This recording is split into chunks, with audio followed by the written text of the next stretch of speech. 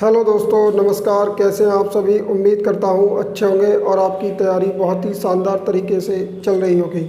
मैं शिवेंद्र कुमार आप सभी का हार्दिक स्वागत करता हूं अपने YouTube channel the Ganga academy के प्लेटफॉर्म पर। यदि आपने अभी तक हमारे चैनल को सब्सक्राइब नहीं किया है तो प्लीज़ कृपया करके चैनल को सब्सक्राइब कर लें, बेल आइकन को प्रेस कर लें, जिससे आने वाली क्लास की नोटिफिकेशन आपको मिलती रहे। दोस्तों, आज की क्लास में हम जो है प्रॉफिट एंड लॉस यानी कि लाभ और हानि को डिस्कस करने वाले हैं। तो दोस्तों, चलिए अपनी क्लास को शुरू करते हैं। दोस्तों, प्रॉफिट एंड लॉस को समझने से पहले हमें कुछ जो है बेसिक फैक्ट जो है जानने की ज़रूरत है, जिनको हम समझते हैं। दोस्तों, प्रॉफिट एंड लॉस यानी कि लाभ और हानि। तो दोस्तों, लाभ और हानि की बात की जाए, इसमें सबसे पहले हम बात करते हैं क्रय मूल्य की। तो जो हमारा क्रय मूल्य होता है, आखिर क्या होता है? तो जिस मूल्य पर कोई वस्तु खरीदी जाती है, यानी कि जिस मूल्य पर कोई वस्तु खरीदी जाती है, वह मूल्य इस वस्तु का क्रय मूल्य कहलाता है। दोस्तों, जैसे आपने कोई वस्तु मान लीजिए 50 या 100 रुपये में खरीदी, तो ये 50 या 100 रुपये आपका क्या, उस वस्तु का क्या कहलाएगा? CP यानी कि क्रय मूल्य कहलाएगा। यानी कि हम जिस वस्तु को जितने रुपए में खरीदते हैं, तो वो खरीदी गई वस्तु का क्या कहलाएगा? CP यानी कॉस्ट प्राइस क्रय मूल्य कहलाएगा। बात करें क्रय मूल्य की, तो दोस्तों हम इसको इंग्लिश में कॉस्ट प्राइस कहते हैं, यानी कि क्रय मूल्य। शॉर्ट में हम इसे CP बोल सकते हैं। क्या बोल सकते हैं? CP। क्योंकि जब हम प्रश्नों को हल करेंगे तो हम जो है क्रय मूल्य ना लिखकर दोस्तों हम क्या लिखेंगे? CP। तो इस बात को आपको जो है याद रखना है। इंग्लिश में हम क्रय मूल्य को कॉस्ट प्राइस यानी कि CP कहते हैं। अगर बात करें यही विक्रय मूल्य की, तो विक्रय मूल्य क्या हमारा? जिस मूल्य पर कोई वस्तु बेची जाती है, वह मूल्य इस वस्तु का क्या कहलाता है? विक्रय मूल्य कहलाता है। दोस्तों, जैसे कि मान लो आपने कोई वस्तु है आपके पास और आपने उसको 200 रुपये में बेच दिया, तो वह वस्तु जो आपने 200 रुपये में बेची, ये आपका क्या कहलाएगा? विक्रय मूल्य कहलाएगा, यानी कि सेलिंग प्राइस कहलाएगा। बात करें विक्रय मूल्य की, तो हम इसको इंग्लिश में सेलिंग प्राइस कहते हैं। क्या कहते हैं? Selling price. शॉर्ट में इसे हम SP बोलेंगे। क्या बोलेंगे? SP। जब हम प्रश्नों को हल करेंगे तो विक्रय मूल्य ना लिखकर हम क्या लिखेंगे? SP। और हिंदी में सेलिंग प्राइस को विक्रय मूल्य कहते हैं। इस बात को जो है आपको याद रखना है। और अगर बात करें दोस्तों लाभ की, तो हमारा जो लाभ होता है वो होता है लाभ बराबर विक्रय मूल्य माइनस क्रय मूल्य, यानी कि शॉर्ट में प्रॉफिट P बराबर SP माइनस CP। इस प्रकार से भी जो है आप इसको याद रख सकते हैं। तो दोस्तों, लाभ की बात करें तो लाभ जब हम निकालेंगे तो विक्रय मूल्य में से किसको हटाएंगे? क्रय मूल्य को। क्योंकि आप जानते हैं, आपने सपोज कोई वस्तु मान लीजिए आपको किसी वस्तु को बेचने पर प्रॉफिट हुआ, यानी कि लाभ हुआ, तो इसका मतलब आपने वो वस्तु क्या है? ज़्यादा रुपए की बेची है, तभी तो आपको प्रॉफिट होगा और कम में खरीदी होगी। इसलिए हमेशा ऐसी कंडीशन में प्रॉफिट वाले केस में यानी लाभ वाले केस में आपका सेलिंग प्राइस विक्रय मूल्य क्या होगा? ज़्यादा होगा। तो विक्रय मूल्य ज़्यादा होगा तो हम जब प्रॉफिट निकालेंगे तो क्या करेंगे? लाभ में से यानी लाभ निकालेंगे तो विक्रय मूल्य में से किसको हटा देंगे? क्रय मूल्य को। अगर यही बात करें हानि की, तो आपका जो हानि का फार्मूला होता है वो क्रय मूल्य माइनस विक्रय मूल्य। शॉर्ट में इसको यानी कि लॉस बराबर L बराबर CP माइनस SP। इस प्रकार से भी जो है इसको याद रख सकते हैं। अगर बात करें दोस्तों हानि की, तो हानि वाले केस में आपका जो क्रय मूल्य होता है दोस्तों, वो क्या होता है? ज़्यादा होता है।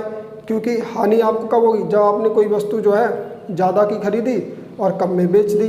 तो जब आप हानि निकालेंगे तो क्रय मूल्य में से किसको माइनस करेंगे? विक्रय मूल्य को। तो दोस्तों, ये प्रॉफिट एंड लॉस यानी कि लाभ हानि से संबंधित कुछ फैक्ट्स थे जो हमने जाने। अगर दोस्तों प्रॉफिट एंड लॉस से संबंधित हम कुछ फैक्ट और जानने की कोशिश करते हैं। जैसे हमने यहाँ नोट करके लिखा है कि हानि वाले केस में क्रय मूल्य ज़्यादा होता है और विक्रय मूल्य कम होता है। दोस्तों आपको याद रखना है, हानि वाले केस में क्रय मूल्य क्या होगा आपका ज़्यादा और विक्रय मूल्य क्या होगा कम होगा। क्योंकि दोस्तों जब आपको हानि होगी तो इसका मतलब ये हुआ कि आपने कोई वस्तु ज़्यादा की खरीदी है और उसे कम में बेची है, तो ऐसी कंडीशन में आपका क्रय मूल्य क्या होगा ज़्यादा होगा और विक्रय मूल्य कम होगा। आप इस बात को याद रखेंगे। और यही बात करें दूसरे पॉइंट की, तो लाभ वाले केस में क्रय मूल्य आपका कम होता है और विक्रय मूल्य जो होता है वो अधिक होता है। यानी कि लाभ वाले केस में आपका क्रय मूल्य क्या होगा दोस्तों कम होगा और विक्रय मूल्य क्या होगा ज़्यादा होगा। विक्रय मूल्य ज़्यादा होगा यानी अधिक होगा, क्योंकि आप जानते हैं जब आपको प्रॉफिट होगा, लाभ होगा, तो इसका मतलब ये हुआ कि आपने कोई वस्तु जो है कम रुपए में खरीदी और ज़्यादा में बेची, तभी तो आपको प्रॉफिट होगा। तो ये दो कंडीशन जो है आपको याद रखना है कि हानि वाले केस में क्रय मूल्य ज़्यादा होता है और लाभ वाले केस में क्रय मूल्य कम होता है। इन दो पॉइंटों की मदद से हम जो है विक्रय मूल्य और क्रय मूल्य को जो है डायरेक्ट आंसर जो है उसका निकाल सकते हैं। अगर यही बात करें प्रतिशत लाभ की, तो दोस्तों प्रतिशत लाभ का जो हमारा फार्मूला होता है वो होता है लाभ बटे क्रय मूल्य गुणा 100। अब ये फार्मूला कैसे बना दोस्तों, प्रतिशत लाभ बराबर, मान लो हमने कोई वस्तु कितने रुपए की बेची और हमें मान लो कोई भी वस्तु पर मान लो 10 रुपये या 20 रुपये का लाभ हुआ, तो आपको याद रखना है लाभ और हानि जो निकाली जाती है हमेशा क्रय मूल्य पर निकाली जाती है। तो मान लो हमें जितना भी प्रॉफिट हुआ तो वो हमारा प्रॉफिट किस पर निकलेगा क्रय मूल्य पे, इसलिए हमने बट्टे में किसको लिखा है क्रय मूल्य को। तो लाभ बटे क्रय मूल्य, और 100 से मल्टीप्लाई क्यों कर रहे हैं, क्योंकि हमसे पूछा है प्रतिशत लाभ। तो किसी चीज़ को प्रतिशत में निकालने के लिए हम जो है 100 से क्या करते हैं मल्टीप्लाई करते हैं, यानी 100 से गुणा करते हैं, क्योंकि हमारी परसेंटेज जो होती है किस पर 100 पर होती है। तो प्रतिशत लाभ बराबर लाभ बटे क्रय मूल्य गुणा 100, इस प्रकार से जो आपका ये फार्मूला बन जाएगा। यही बात करें प्रतिशत हानि की, तो हानि बटे क्रय मूल्य गुणा 100। आप जानते हैं चाहे आपको लाभ निकालना हो चाहे हानि, तो वो दोस्तों किस पर निकलेगी क्रय मूल्य पर। जब तक आपको वस्तु का सीपी यानी कॉस्ट प्राइस क्रय मूल्य नहीं पता है तब तक आप ना तो प्रॉफिट निकाल सकते हैं ना जो है हानि निकाल सकते हैं, इस बात को आप याद रखेंगे। तो दोस्तों हम जो प्रश्न करने वाले हैं वो ट्रिक से सॉल्व करेंगे प्रॉफिट एंड लॉस के, क्योंकि प्रतियोगी परीक्षाओं में समय का बहुत महत्व होता है। तो हम कोशिश करेंगे कि हम फार्मूले का बिल्कुल भी यूज ना करें और सीधे अपने आंसरों को जो है निकाल सकें। तो दोस्तों अब हम जो है कुछ प्रश्न लेते हैं, तो हम बिल्कुल बेसिक लेवल से शुरुआत करेंगे। पहले जो है हम सरल क्वेश्चन लेंगे, उसके बाद अपने लेवल को जो है डिफ़िकल्ट लेवल तक लेके जाएंगे। तो अब चलते हैं हम सीधे प्रश्नों की तरफ। दोस्तों आज का जो हमारा पहला क्वेश्चन है क्वेश्चन नंबर 1, इसमें आपसे कहा है एक सोफे को ₹19,800 में बेचने से 10% लाभ होता है, इसका क्रय मूल्य कितना है। यानी कि दोस्तों कोई एक सोफा है जिसको ₹19,800 में बेचा गया है और बेचने से कितना लाभ होता है 10% लाभ होता है। इसका जो है आपसे क्रय मूल्य यानी कि सीपी पूछा है। तो दोस्तों इस क्वेश्चन को हम जो है किस प्रकार से सॉल्व करेंगे, अगर बात करें क्वेश्चन नंबर 1 की, यानी कि इस क्वेश्चन में आपसे दोस्तों क्या पूछा है सीपी यानी कि क्रय मूल्य। तो दोस्तों इसमें आपको 19,800 ये क्या दिया है विक्रय मूल्य दिया है। क्या दिया है विक्रय मूल्य, यानी 19,800 क्या दिया है दोस्तों विक्रय मूल्य।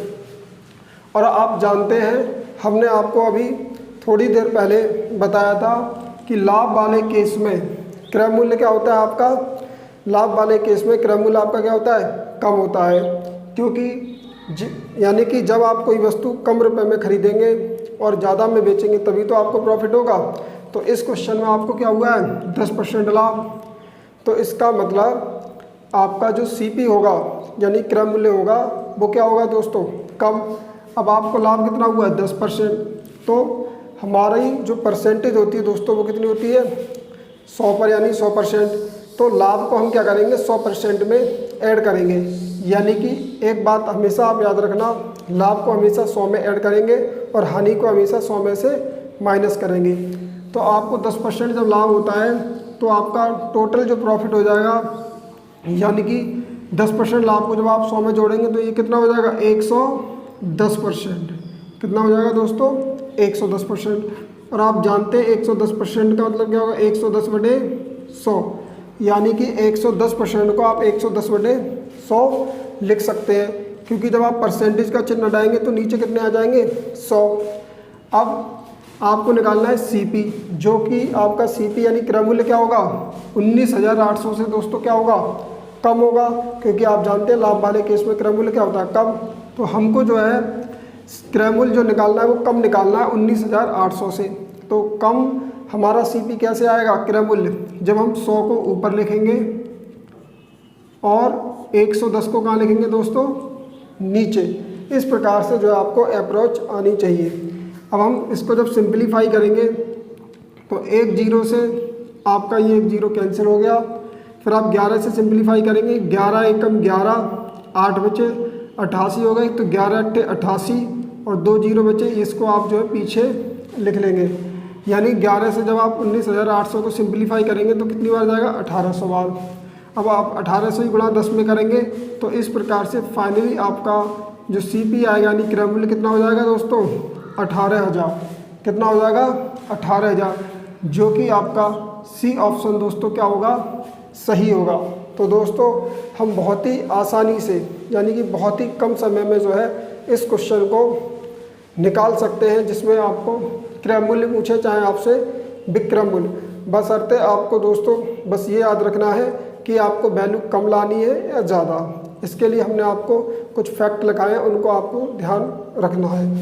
अगर हम बात करें ही दोस्तों क्वेश्चन नंबर 2 की, क्वेश्चन नंबर 2 की, तो इसमें कहा है एक कुर्सी को ₹873 में बेचने से विक्रेता को 10% हानि होती है, कुर्सी का क्रय मूल्य कितना है। इस क्वेश्चन में भी दोस्तों आपसे क्या पूछा है कुर्सी का क्रय मूल्य। कुर्सी कितने में बेची गई दोस्तों, तो आप कहेंगे सर 873 में बेची गई और हानि कितनी हुई 10%। तो हमने आपको अभी बताया था कि हानि को 100 में से क्या करेंगे माइनस, क्योंकि हमारी जो परसेंटेज होती है वो किस पर होती है 100 पर। तो 100 में से जब आप 10% माइनस करेंगे तो आपका कितना बचेगा 90%। और 90% का मतलब क्या होता है 90/100। 90% का मतलब दोस्तों क्या हो गया 90/100। अब आपको क्या करना है कि आपसे पूछा कुर्सी का क्रय मूल्य यानी कि सीपी पूछा है, और आपको क्या दिया ये विक्रय मूल्य 873। तो आप जानते हैं कि हानि वाले केस में यानी कि हानि वाले केस में दोस्तों आपका जो क्रय मूल्य होगा वो क्या होगा ज़्यादा होगा, क्योंकि आपने कोई वस्तु ज़्यादा की खरीदी और उसको जो है कम में बेचा, तभी तो आपको हानि होगी। तो हम क्या करेंगे, हमें जो क्रय मूल्य निकालना है वो 873 से क्या निकालना है ज़्यादा। तो ज़्यादा कैसे आएगा, जब आप दोस्तों 100 को लिखेंगे ऊपर और 90 को कहाँ लिखेंगे नीचे, क्योंकि 10% हानि का मतलब क्या होता है 90/100। अब आप जब इसको सिंप्लीफाई करेंगे तो 0 से 0 को काटा यानी 0 से 0 कैंसिल आउट। उसके बाद आप 9 से सिंप्लीफाई करेंगे तो ये हो जाएगा आपका 9 9 81, 6 बचे कितने हो जाएंगे आपके 63, 9 7 63। तो इस प्रकार से फाइनली आपका जो सीपी आएगा 97 की 10 में गुणा करेंगे तो ये हो जाएगा 970 रुपये, जो कि आपका दोस्तों ए ऑप्शन ठीक होगा। तो इस प्रकार से दोस्तों आप बड़ी आसानी से जो है क्रय मूल्य और विक्रय मूल्य निकाल सकते हैं। तो हमने ये 2 क्वेश्चन किए, एक लाभ से संबंधित था और एक हानि से संबंधित था, जिसमें आपको क्रय मूल्य पूछा गया था। तो उम्मीद करते हैं ये 2 क्वेश्चन आपको समझ में आए होंगे। अब हमारा अगला क्वेश्चन है दोस्तों क्वेश्चन नंबर 3। इसमें कहा है एक साइकिल को ₹1960 में खरीद कर ₹1862 में बेचकर उसे कितने प्रतिशत हानि होगी। यानी कि दोस्तों इस क्वेश्चन में आपसे जो है प्रतिशत हानि पूछी है, और एक साइकिल है जिसको 1960 रुपये में क्या किया गया है खरीदा गया है, बेचा कितने में 1862 रुपये में। तो आपसे इस क्वेश्चन में दोस्तों क्या पूछी है, हानि। तो हम इस क्वेश्चन को कैसे सॉल्व करेंगे, अगर हम बात करें क्वेश्चन नंबर 3 की, तो दोस्तों आप जानते हैं आपसे प्रतिशत हानि पूछी है। तो प्रतिशत हानि कैसे निकालेंगे, हम यहाँ से लिखेंगे प्रतिशत हानि बराबर जब आप निकालेंगे तो आप जानते हैं दोस्तों कोई वस्तु 1960 रुपये में ख़रीदी गई, यानी कि 1960 रुपये में ख़रीदी गई और 1862 में क्या कर दिया गया, उसे बेच दिया गया।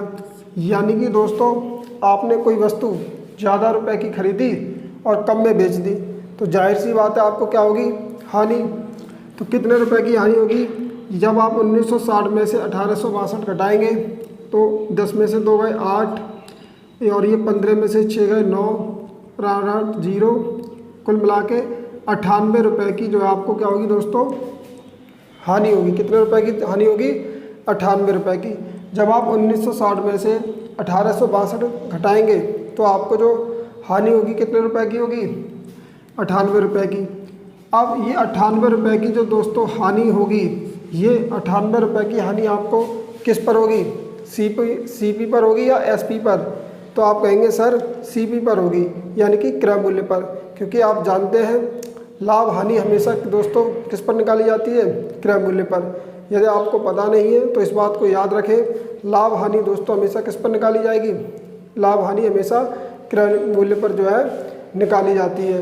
क्योंकि जब तक दोस्तों आपको किसी वस्तु का सीपी यानी कि कॉस्ट प्राइस क्रय मूल्य नहीं पता है, तब तक आप जो है उस वस्तु का लाभ और हानि फाइंड आउट नहीं कर सकते, यानी कि लाभ हानि निकाल नहीं सकते।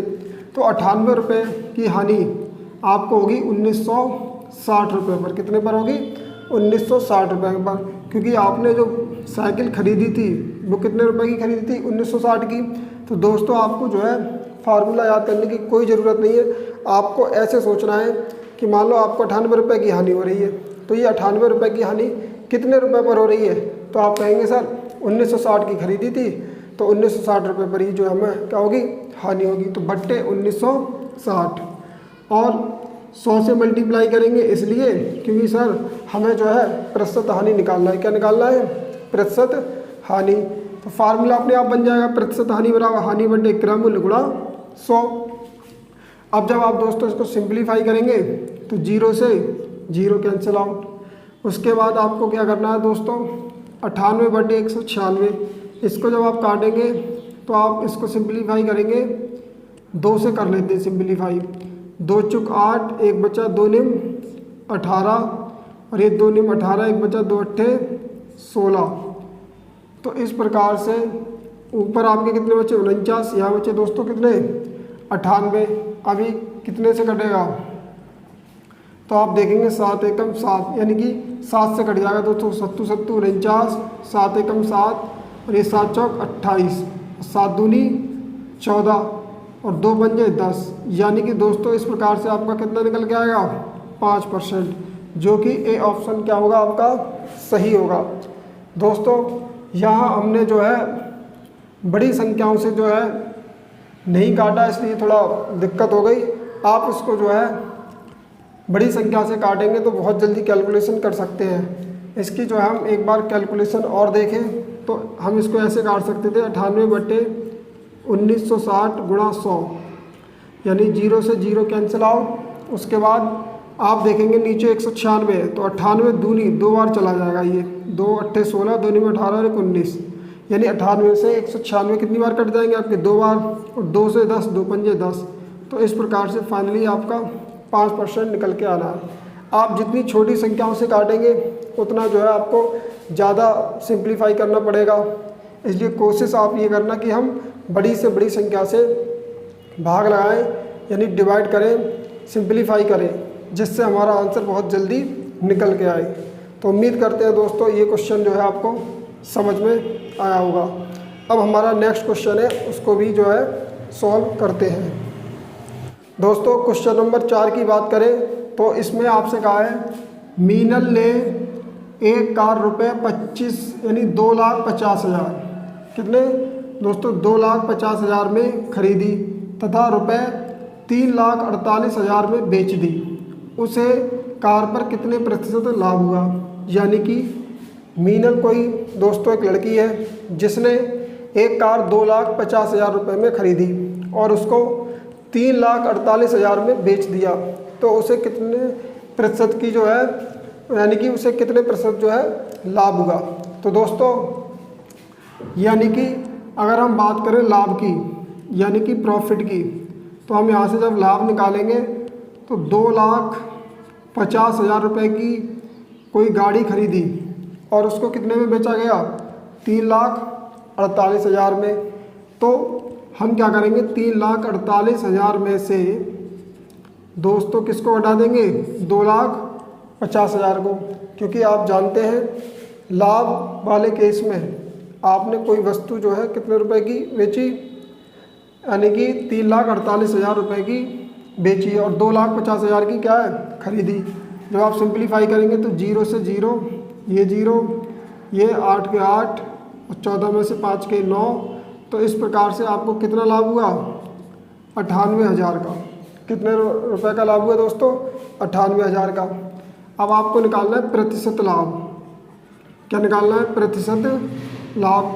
तो आप कैसे निकालेंगे, 98,000 बटे, यानी कि दोस्तों आपको जो 98,000 रुपये का लाभ हुआ ये किस पर हुआ, तो आप कहेंगे सर 2,50,000 रुपये पर हुआ, क्योंकि आपका जो CP है कितना है, 2,50,000। यानी कि लाभ और हानि हमेशा दोस्तों किस पर होती है, क्रय मूल्य पर। तो हम बट्टे में क्या लिखेंगे, क्रय मूल्य, यानी कि 2,50,000 और गुणा 100 करेंगे। अब दोस्तों यहाँ से देखेंगे 3 जीरो से ये 3 जीरो आपके कट गए, उसके बाद 1 जीरो से 1 ये 0, फिर आप काटेंगे से 5 से 5 दूनी 10 और 5 25। तो इस प्रकार से आपके कितने बचेंगे, 2 अट्ठे 16, 2 नीम 18 और 1 19, 196 बटे 5। अब 5 से जब 196 भाग लाएंगे तो 5 तिया 15, 3 बचे, 5 तिया 15, 4 बचे 45, 5 नीम 45, 1 बचा, दशमलव लगाया, 10 हो गए, 5 दूनी 10। तो इस प्रकार से दोस्तों 39.2% का जो है आपको लाभ होगा, जो कि बी ऑप्शन में आपको दिया है। तो इस प्रकार से दोस्तों आप प्रतिशत लाभ और प्रतिशत हानि के क्वेश्चन को सॉल्व कर सकते हैं। तो दोस्तों हमने जो है आज की क्लास में 4 क्वेश्चन किए जो बहुत ही आसान थे। अब इसी प्रकार से हम जो है और क्वेश्चनों को भी सॉल्व करेंगे।